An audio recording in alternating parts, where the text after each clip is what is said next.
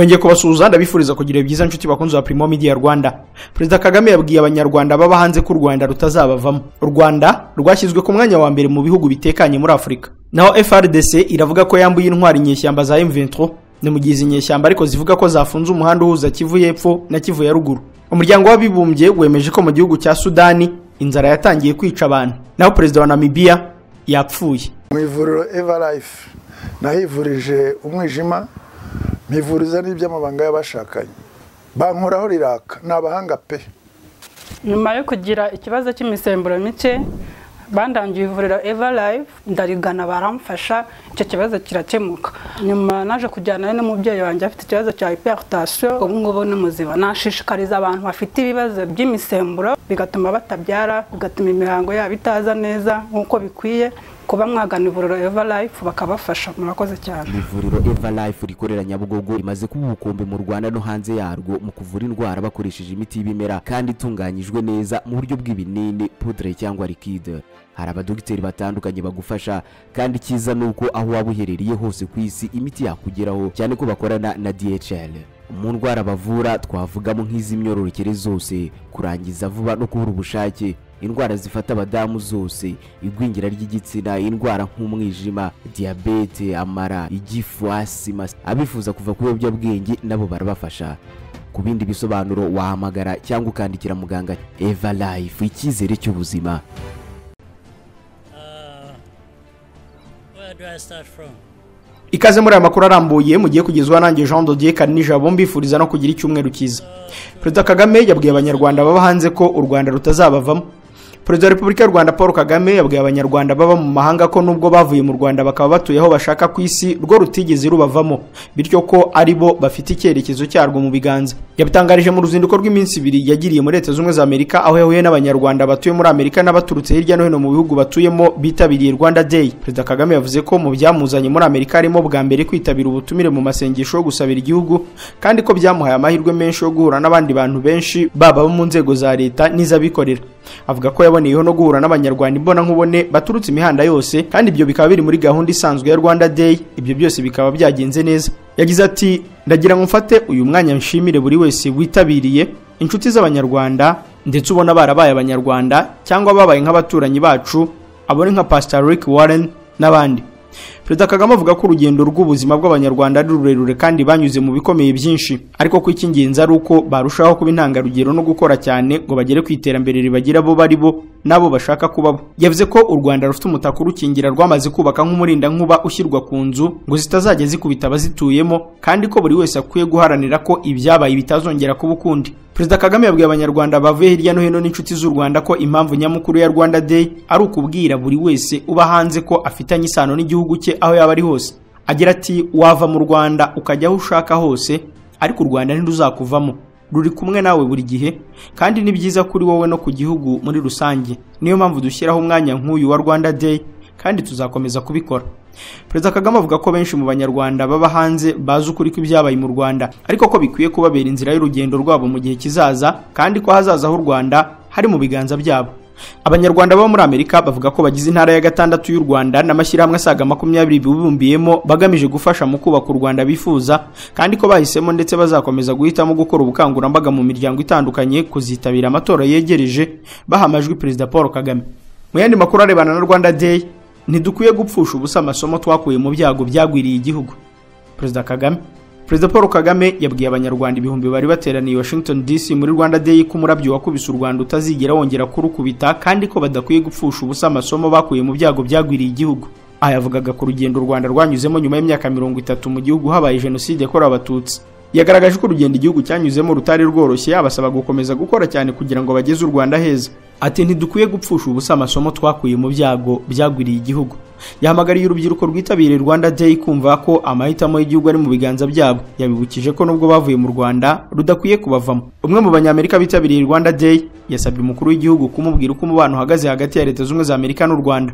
Mu gusubiza, Perezida Kagame yavuze ko ari ikibazo kigoye gusubiza ariko avuga ko umubano ari mwiza. Nyuma y'ijambo ry'umukuru w'igihugu hakurikiye kwakira no gusubiza ibibazo by'abitabiriye inama. Byinshi byumvikanagamo gushimira Perezida Paul Kagame hagejeje igihugu, abandi bakagaruka ku kumusaba kongera kwiyamamaza mu matora ateganyijwe mu kwezi kwezi kwa karindwi uyu mwaka. Ijambo ry'umukuru w'igihugu ryabimburiwe n'ibiganiro bitandukanye birimo icyarimo insanganyamatsiko igira iti u Rwanda mu myaka 30.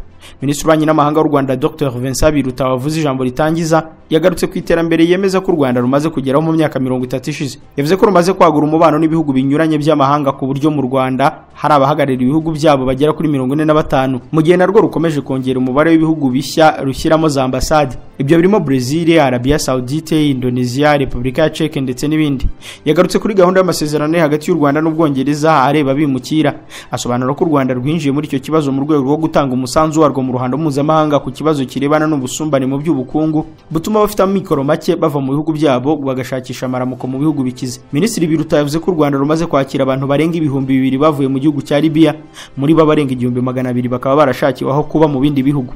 Agaruka ku kibazo cy'umutekano muke mu burasirazuba bwa Repubulika ya Demokarasi ya Kongo, yavuze ko cyongeye kubura nyuma y'uko leta y'icyo gihugu itashyize mu bikorwa amasezerano yari yashyizeho umukono n'umutwe wa M23 bigatuma wongera gufata intwaro mu 2021. Yavuze ko iyo ntambara hamwe n'indi mitwe irimo wa FDLR byatumye abanyekongo barenga 100,000 bahungira mu Rwanda, bamwe muri bo bakaba bahamaze imyaka irenga 20. U Rwanda rwashyizwe ku mwanya wa mbere mu bihugu bitekanye muri Afurika. Ikigo gisanzwe gitangaza amakuru y'ubushakashatsi ku ngingo zitandukanye Numbeo cyatangaje ko u Rwanda ruza ku mwanya wa mbere mu bihugu bitekanye muri Afurika. Ni ikigo kigaragaza ko bimwe mu byagendeweho mu bushakashatsi harimo umubare w'ibyaha biba bigaragara mu bihugu bya Afurika n'uburyo bitanga urufatiro ku iterambere rirambye binyuze mu gukurura abashoramari b'abanyamahanga n'inzobere. Ubusanzwe kugeraho barizwa kandi hatekanye bigira uruhare mu rugendo rugana ku iterambere no kumenyekanisha igihugu ku isi hose.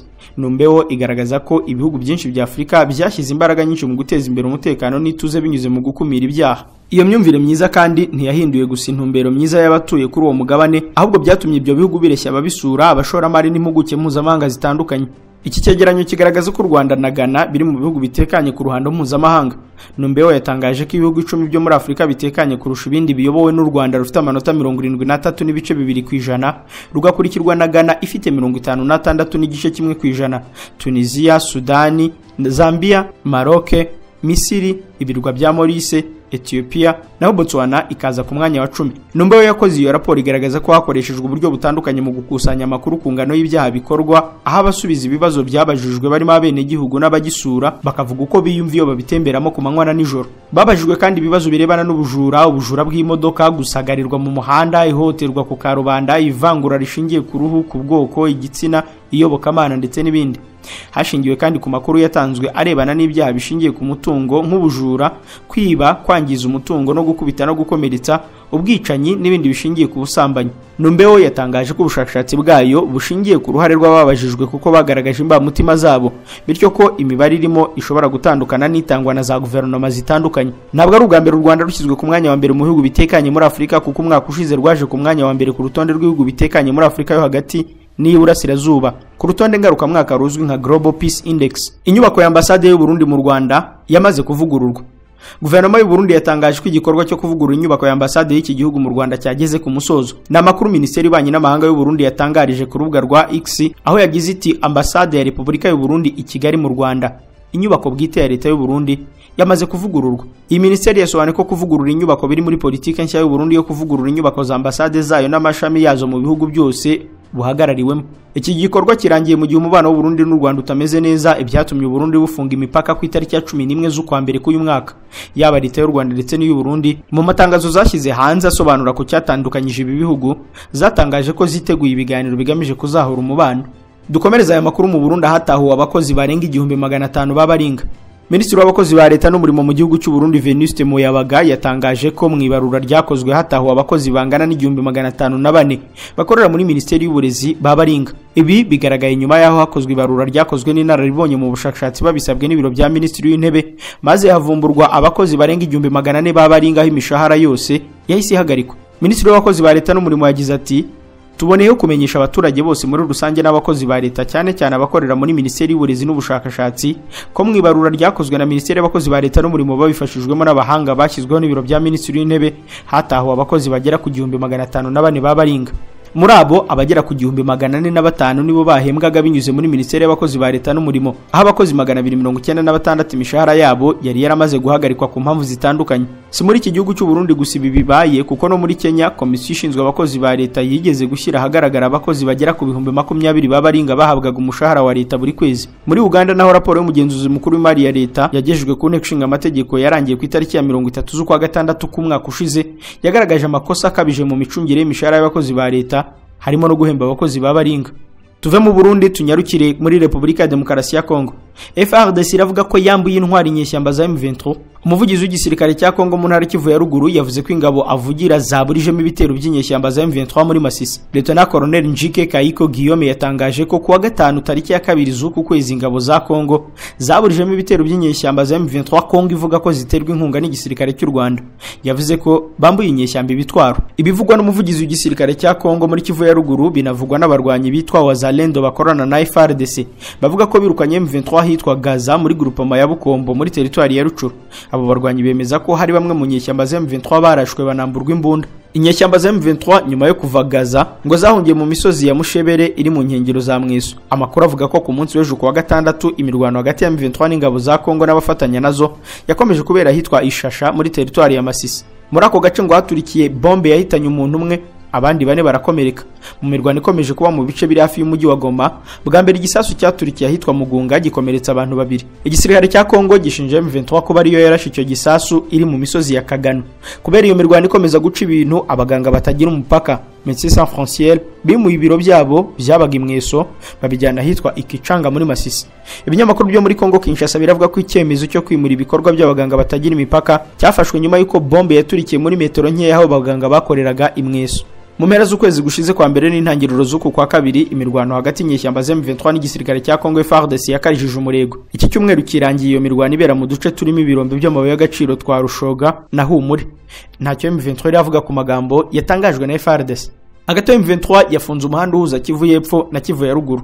Amakuru aremeza ko umutwe wa M23 ugenzura umuhanda uhuza intara za Kivu zombi nyuma yo kwigarurira Ishasha, akaba ari nabwo bwa mbere aba barwanyi bageze ku kiyaga cya Kivu. Kuva ku munsi w'ejo kuwa gatandatu uyu mutwe uragenzura uduce twa Kiroshe, Ishasha, Kihindo, Kituva, Bukobati na Nyamubingo. Ni mu gihe abaturage bisake batangiye gukuramo akabo karenge bagerageza guhungira mu mujyi wa Goma. Bamwe mu bashyigikiye M23 bashyize ku rubuga rwa X amashusho agaragaramo abarwanyi ba M23 barishasha, ndetse abaturage bumvikana bavuga ko bakishijwe ingabo za leta zisahura imitungo yabo. Aba baturage bo muri biriya bice ariko baranemeza ko bidashoboka kuva Minova ngo ugere Sake cyangwa Goma. Baravuga ko kugeza ubu nta muhanda n'umwe Goma igisigaje wo kuyigemurira kuko M23 yayifunze. Umwe mu banyamakuru bakora mu burasirazuba bwa Kongo yabwiye ikinyamakuru Umuseke ko M23 ari igenzura umuhanda uhuza Kivu zombi. Atabahunga benshi bari kuva Shasha, Kituva na Bweramana muri Minova. Ingabo za leta SADC n'abarundi batsinzwe. Kone Nanga uhagarariye ihuriro Alliance Fleuve Congo yagaragaye yemeza ko M23 yamaze gufata Ishasha, anasaba abanyekongo gushyigikira izi nyeshyamba bagakuraho ubutegetsi bwa Tshisekedi. M23 kandi ishinja ingabo za leta iza SADC z'u Burundi FDLR n'imitwe y'inyeshyamba ikorana na leta kurashisha imbunda nini, indege z'intambara na drone mu duce dutuwe cyane n'abasivili. Inyeshyamba ziravuga ko aho zafashe nta guhagarika urujya n'uruza rw'ibintu n'abantu, zigasaba abaturage bari barahunze gutahuka. Ingabo za Kongo ntacyo ziratangaza ku ifungwa ry'umuhanda Sake Minova n'ifatwa rya Ishasha ku nkombe z'ikiyaga cya Kivu. Tuve mu makuru avugwa muri Repubulika ya Demokarasi ya Kongo tunyarukire muri Sudani, aho Loni yemeza ko inzara yatangiye kwica abantu. Ishami ry'umuryango w'imyiryo gita ku biribwa PAM ryatangaje ko ririmo kubona amakuru ko hari abantu barimo kwicwa n'inzara muri Sudani, mu gihe umubare w'abarembejwe n'ikibazo cy'inzara wikubye kabiri mu mwaka umwe ushize bitewe n'intambara yahagaritse imfashanyo zigoboka abasivili. PAM irasaba ingabo za leta n'iza Rapid Support Forces zayigometseho gutanga agahenge imfashanyo z'ibiribwa zikabasha kugera ku bantu bagera hafi kuri miliyoni 18 bugarijwe n'inzara. Abo barimo abagera kuri miliyoni 5 bameze nabi cyane babarizwa hanini mu bice intambara zazahaje kuruta ibindi, nk'uko Reuters ibiro ntaramakuru by'Abongereza bibitangaza. Mu itangazo PAM yashyize ahagaragara yatangaje ko kuri ubu ibasha gutanga imfashanyo ku muntu umwe mu 10 bayikeneye mu turere twa Khartoum, Darfur na El Gezira. aho ingabo za RSF ziheruka kugaba ibitero. Intambara yo muri Sudani yatangiye mu kwezi kwa kane k'umwaka ushize hagati y'ingabo za leta n'iza RSF zayigometseho, ikaba ishingiye kuri gahunda yo gusubiza ubutegetsi mu maboko y'abasivili. Impande zombi zari zisangiye ubutegetsi n'abasivili nyuma y'uko Omar al-Bashir wari perezida hiritswe ku butegetsi mu 2019. Ibiganiro bigamije kurangiza intambara mu nzira y'amahoro kugeza ubu ntacyo biratanga. PAM iravuga ko igerageza gushakisha uko yakwizezwa umutekano kugira ngo ishobore kugoboka abaturage ba El Gezira biganjemo abahunze bavuye Khartoum. Muri Nigeria abapolisi bane bishwe n'ibyihebe muri leta ya Borno. Umuvugizi wa polisi muri Nigeria yavuze ko byibuze abapolisi bane biciwe mu majyaruguru y'uburasirazuba bwa leta ya Borno muri Nigeria. Borno yabaye izingiro ry'ubwigomeke bwa Boko Haram hamwe n'umutwe wa leta ya Kisilamu mu ntara ya Afurika y'Uburengerazuba mu myaka irenga 10 mu majyaruguru y'uburasirazuba, aho bakomeje kugaba ibitero byica abaturage ndetse n'abashinzwe umutekano. Umuvugizi wa polisi muri Borno Nahum Daso Kenneth yatangaje ko abo barwanyi mu ijoro bagabye igitero mu mujyi wa Gajilam mu gace ka Nganzai mu birometero 82 uvuye Maiduguri mu murwa mukuru wa leta. Yagize ati abagabo bacu bahanganye nabo mu ntambara y'imbunda kandi babuza ko iterabwoba ryinjira mu mujyi, basubiza inyuma igitero. Ikibabaje nuko abapolisi bane bishyuye igiciro kirenze. Nigeria irimo guhangana n'ikibazo cy'umutekano muke ukabije kirimo n'abajura bitwaje imbunda bashimuta abantu bashaka ingurane mu majyaruguru y'uburengerazuba, imirwano y'aborozi n'abahinzi yica abantu hagati mu gihugu n'ibindi bikorwa by'ubugizi bwa nabi mu majyepfo y'uburasirazuba.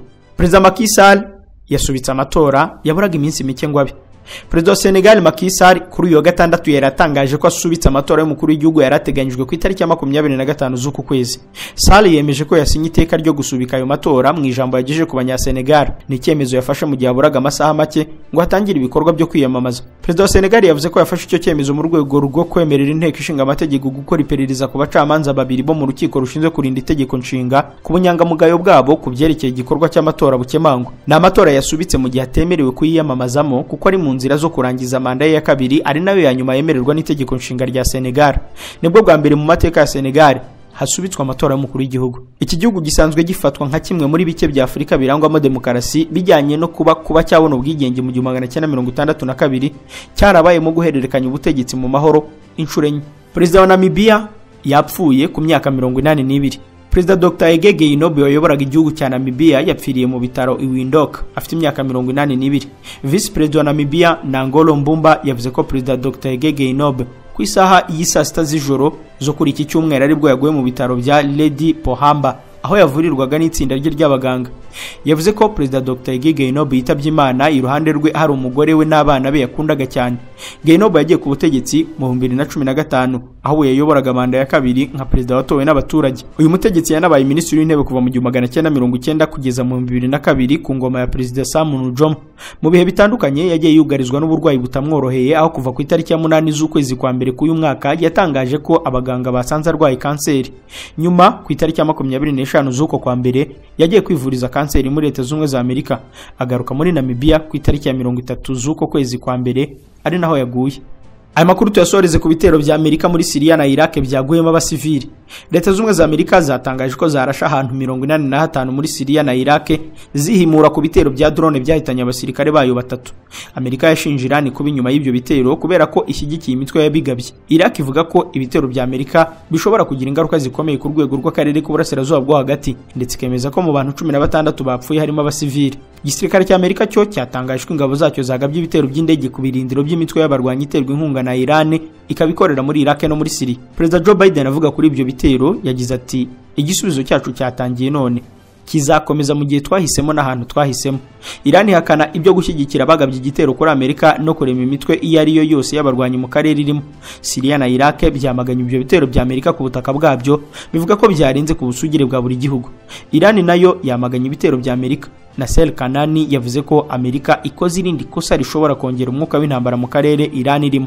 Nshuti bakunzi ba Primo Media Rwanda, reka mbifurize kugira icyumweru cyiza. Ngayo amwe makuru ari kugarukaho kuri iki cyumweru mwayagezwagaho nanjye Jean de Dieu Karinijabo. Komeze kugira ibihe byiza munogerwa n'ibiganiro mureba kuri Primo Media Rwanda.